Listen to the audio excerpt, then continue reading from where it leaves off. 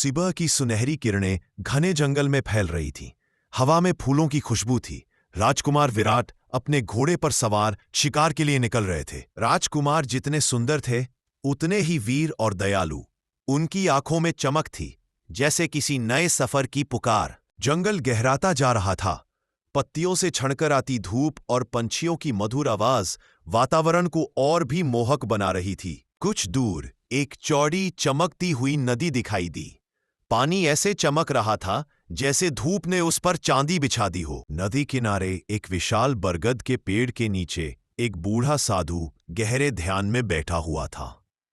राजकुमार घोड़े से उतरे और साधु के पास पहुंचकर बोले, बाबा प्रणाम, मुझे नदी के उसी पर जाना है। साधु ने आंखें खोलीं और बोले, बेटा, उस पार एक रहस्य है। वहां एक जादुई राजकुमारी रहती है। साधु के शब्दों के साथ ही हवा में एक सुंदर राजकुमारी की छवि उभरती हुई प्रतीत हुई। रहस्यमयी, अद्भुत। साधु ने नदी किनारे पड़ी एक पुरानी नाव की ओर इशारा किया। यही नाव तुम्हें ले जाएगी, पर नदी तुम्हारी परीक्षा लेगी। अचानक काले बादलों जैसी लहरें उभरीं। डरावनी आवाजें गूंजने लगीं। वापस लौट जाओ, राजकुमार बोला। नहीं, मैं आगे बढ़ूंगा। सामने एक सफेद संगमरमर का महल था जो चांद की तरह चमक रहा था।